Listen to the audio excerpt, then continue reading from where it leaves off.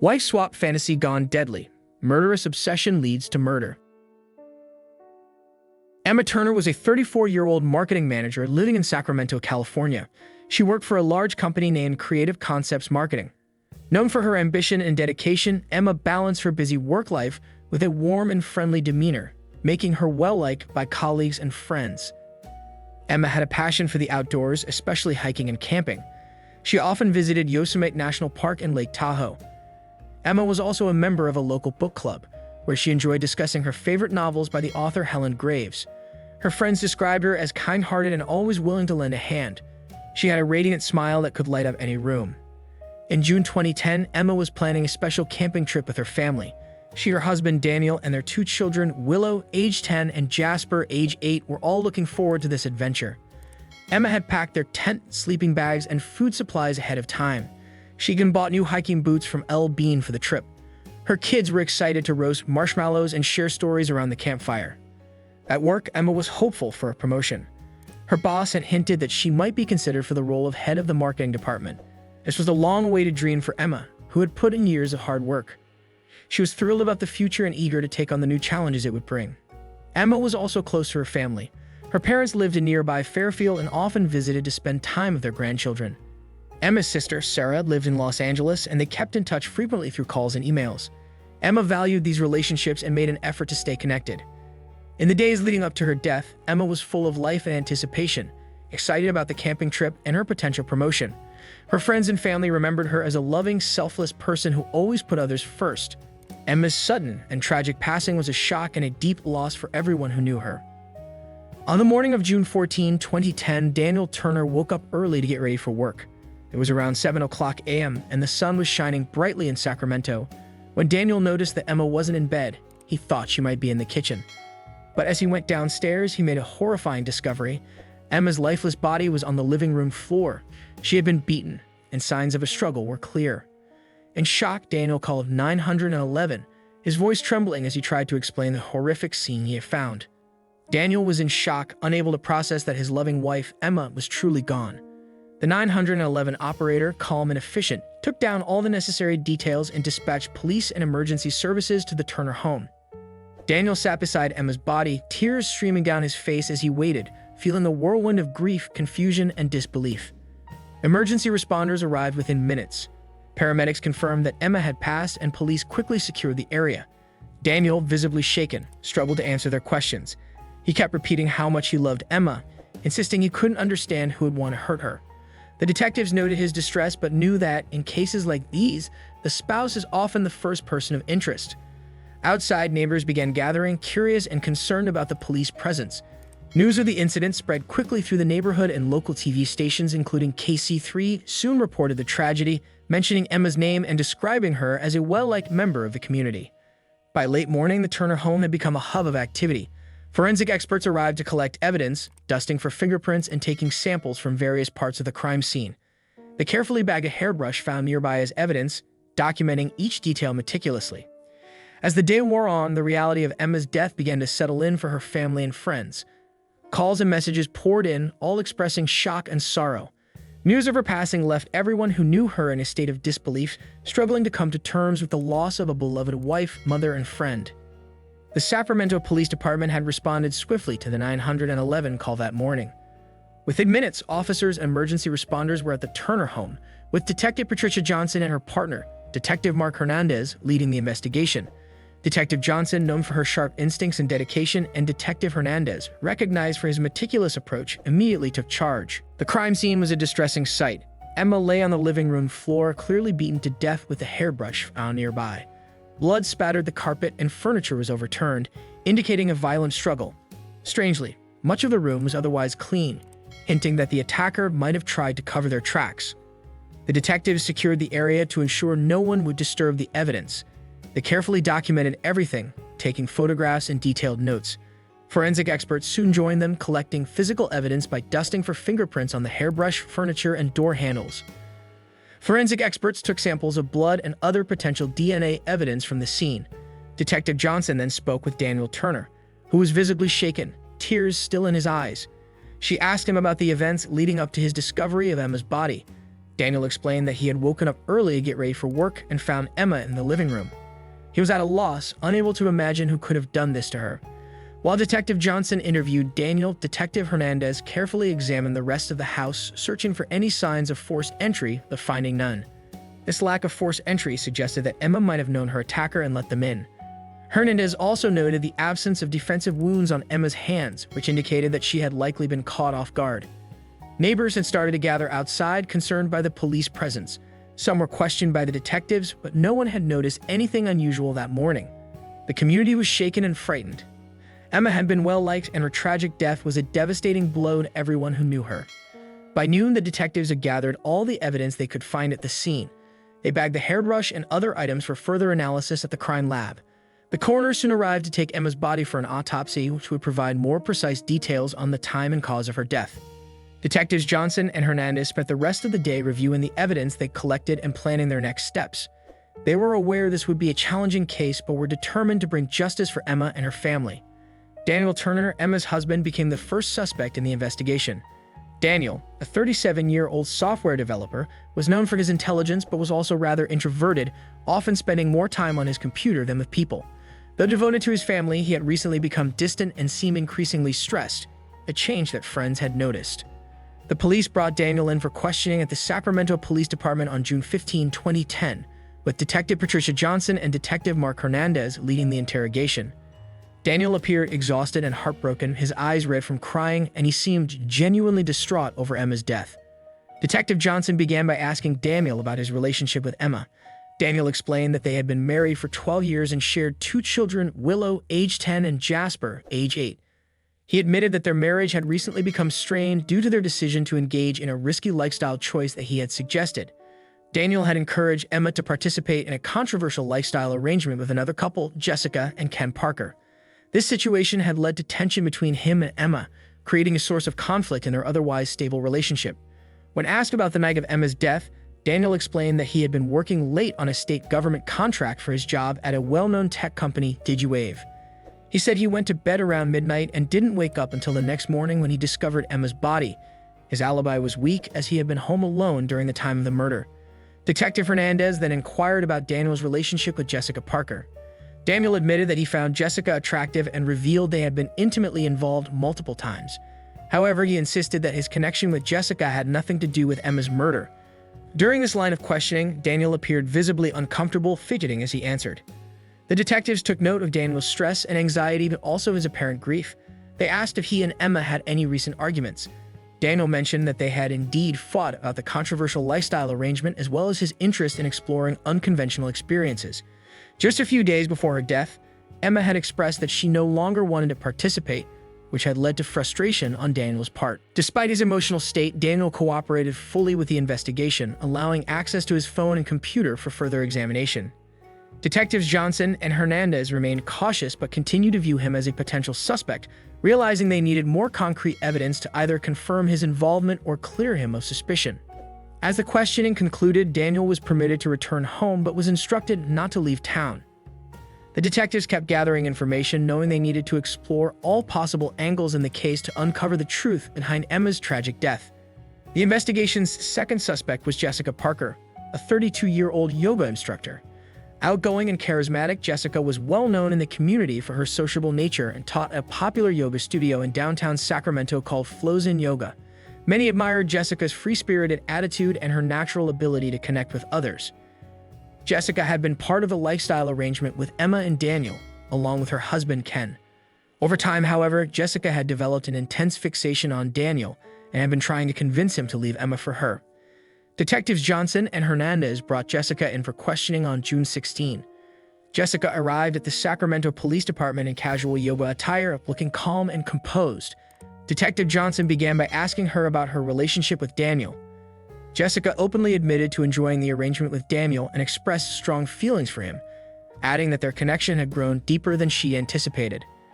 Jessica admitted that she believed Daniel felt the same way about her, though he was conflicted because of his marriage to Emma.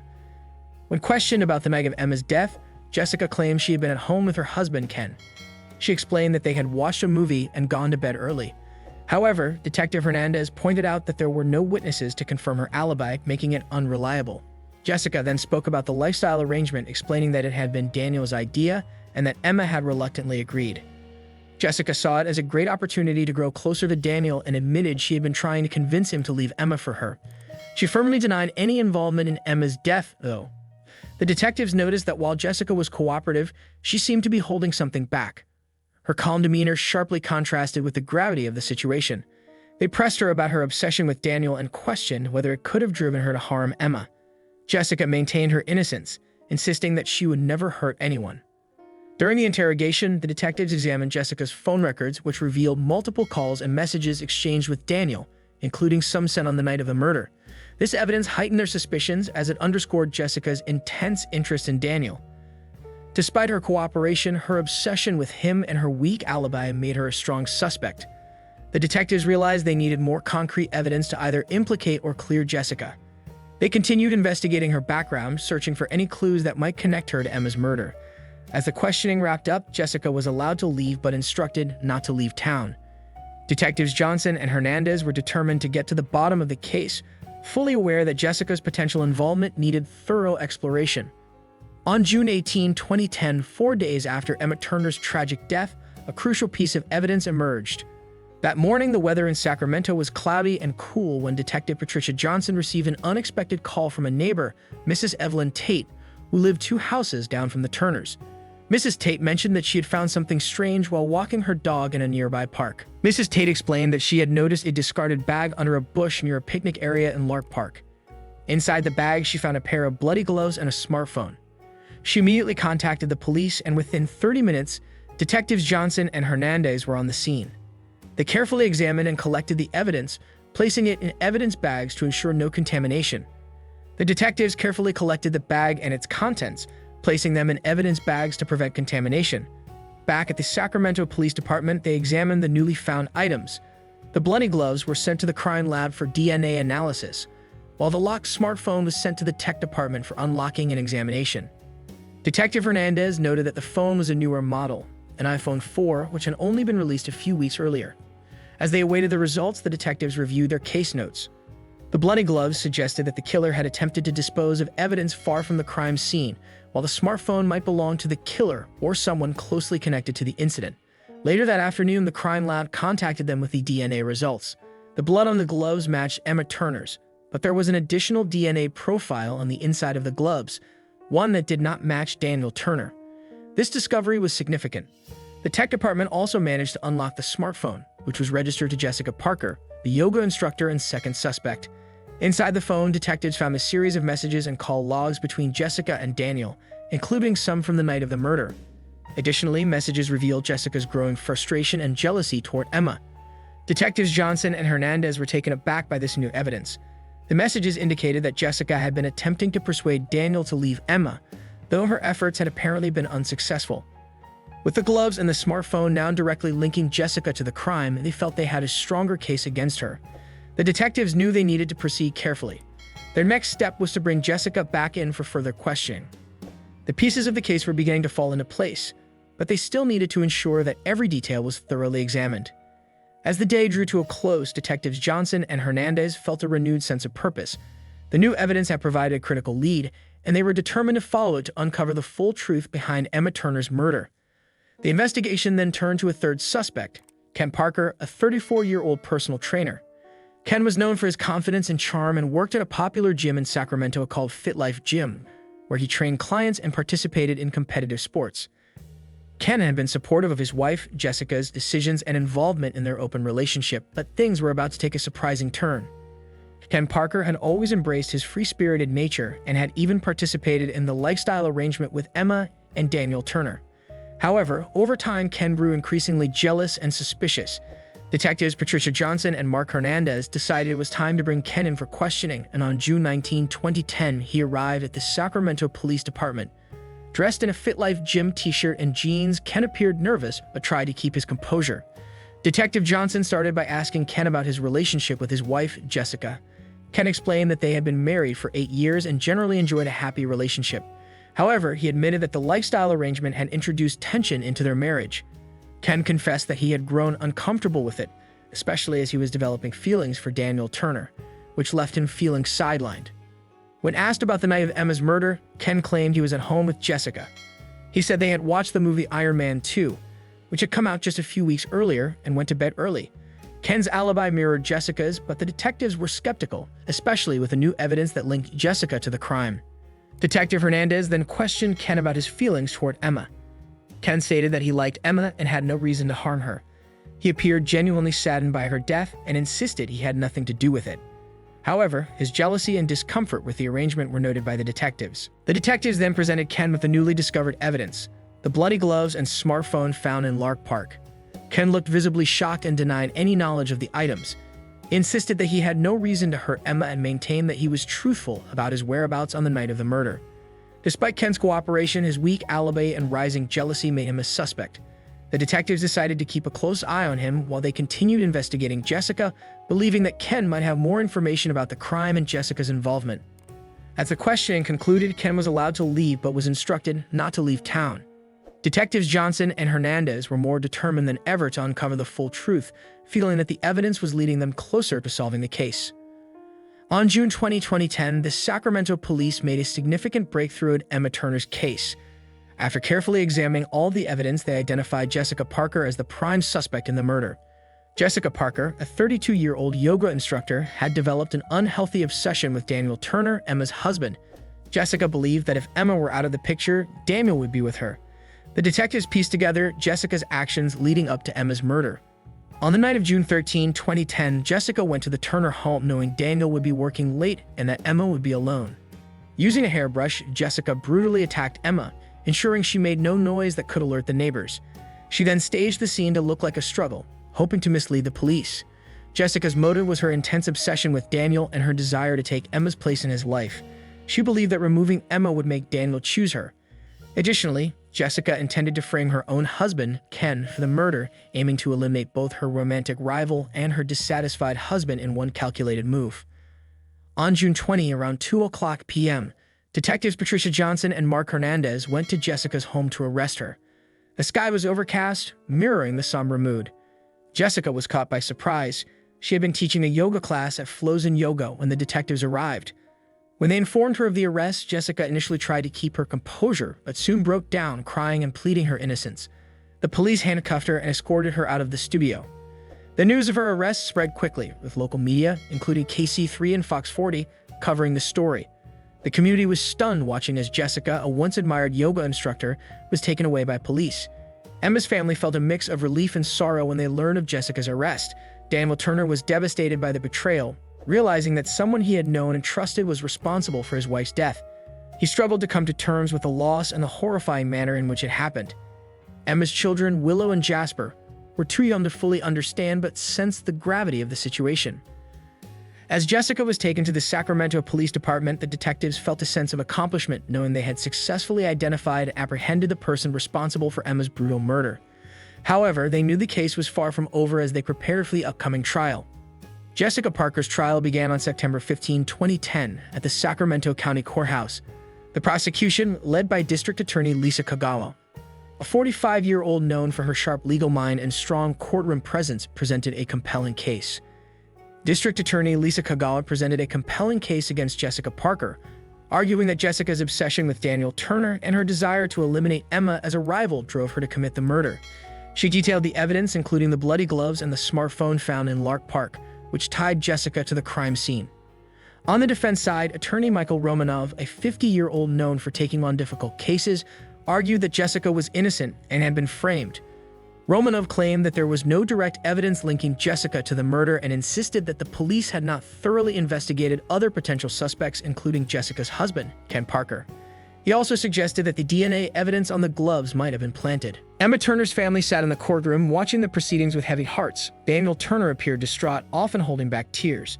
Their children, Willow and Jasper, were not present, as they were too young to handle the emotional intensity of the trial. Friends and community members who knew Emma described her as a loving mother and a dedicated professional, which made the crime even more heartbreaking. The jury deliberated for 3 days, and on September 25, 2010, they returned with a verdict. Jessica Parker was found guilty of first-degree murder. The courtroom filled with a mix of relief and sorrow as the judge announced the verdict. Jessica showed little emotion, maintaining a stoic expression as her plan to eliminate Emma and frame Ken had ultimately failed, leaving her to face the full consequences of her actions. During the sentencing phase, Emma's family gave emotional statements. Daniel spoke about the devastating impact of losing Emma and how it affected their children. The judge sentenced Jessica Parker to life in prison without the possibility of parole. Although the sentence was seen as just by Emma's family, it could never fully heal the pain of their loss.